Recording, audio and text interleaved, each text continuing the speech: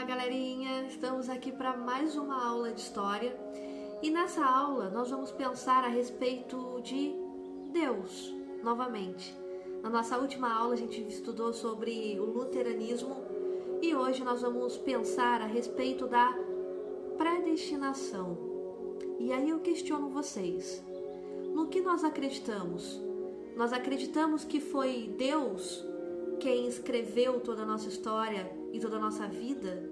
Foi Deus que predestinou a nossa vida?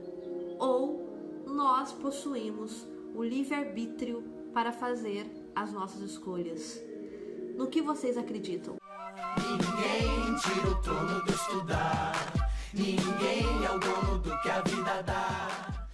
Bom, galera, hoje nós vamos falar sobre um francês chamado João Calvino, o cara que criou a religião chamada calvinista. E para a gente pensar um pouco sobre esse João Calvino, nós temos que entender que ele tentou, ele se transformou, ele se converteu ao protestantismo, morando ainda na França, mas ele foi muito reprimido e muito perseguido por isso. Então, ele se muda para Genebra, ele vai embora para a Suíça, e é lá, na Suíça, que ele vai conseguir desenvolver toda a sua doutrina, sua teologia religiosa.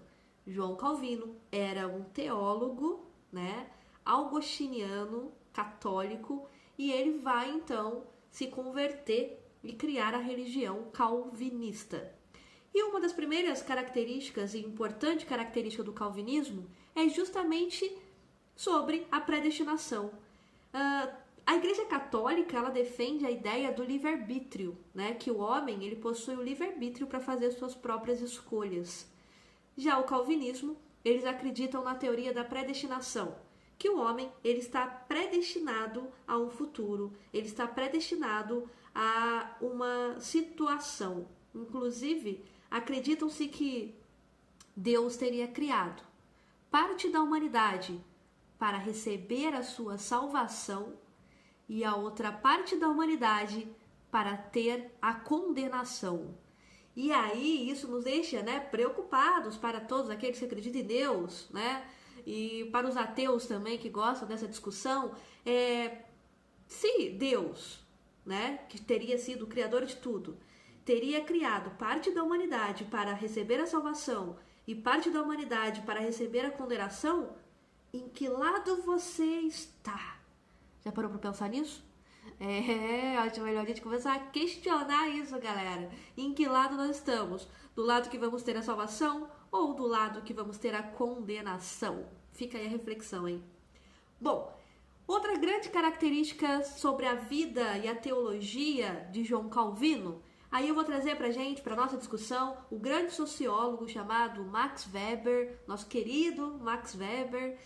E o Max, como eu gosto de chamá-lo, nosso querido Max, ele vai dizer que o João Calvino, ele era um teólogo do capitalismo. Caramba, que viagem! A gente está falando de religião, agora a gente vai falar de economia. Isso mesmo, de economia.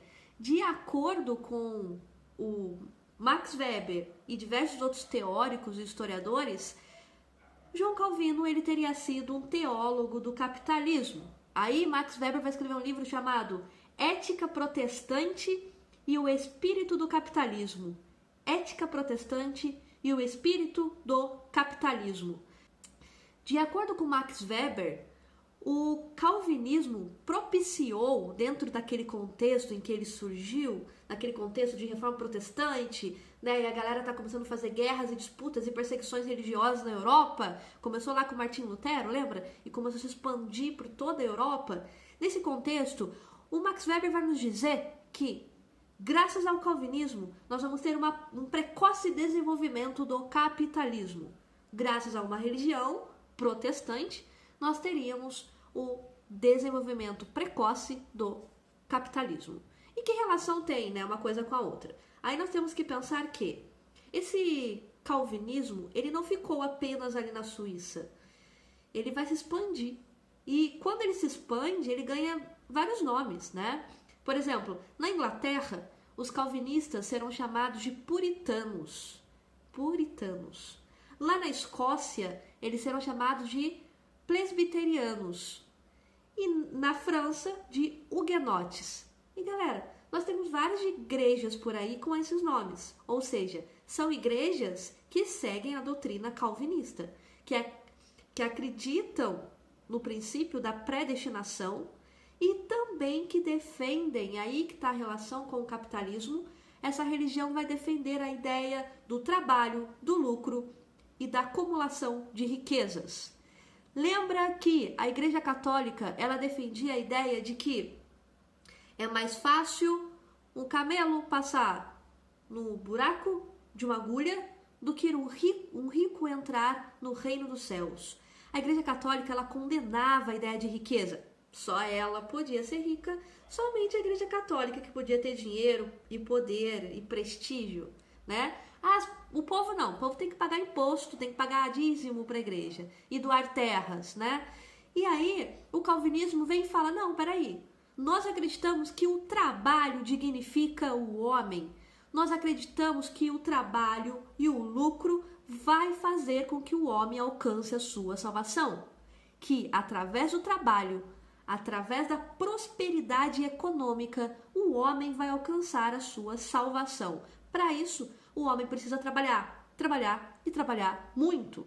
E com o seu trabalho, ele vai acumular riquezas. Adivinhe só qual foi a camada social, a classe social que vai se encantar com essa doutrina calvinista? A burguesia, né, galera? Os burgueses safados. Pensa, eles têm que seguir uma religião, porque na época todo mundo tinha que seguir uma religião, e aí de repente parece um cara que começa a defender uma doutrina teológica dizendo que o trabalho, a acumulação de riqueza e o lucro é que vai fazer o homem a se elevar e alcançar a sua salvação. Gente, isso é muito doido para a época. Então vários burgueses vão aderir esses princípios e vão se converter ao calvinismo, com certeza. E isso é uma questão que sempre cai em vestibular, viu, pessoal? Sempre cai uma pergunta no vestibular questionando a questão da relação entre calvinismo e o desenvolvimento do capitalismo. E não podemos esquecer disso, ok? Então, vamos nos lembrar sempre: o calvinismo nos propiciou o desenvolvimento do capitalismo precocemente, porque ele acreditava no trabalho, ele defendia a acumulação de riquezas, defendia o lucro para que o homem chegasse à sua salvação.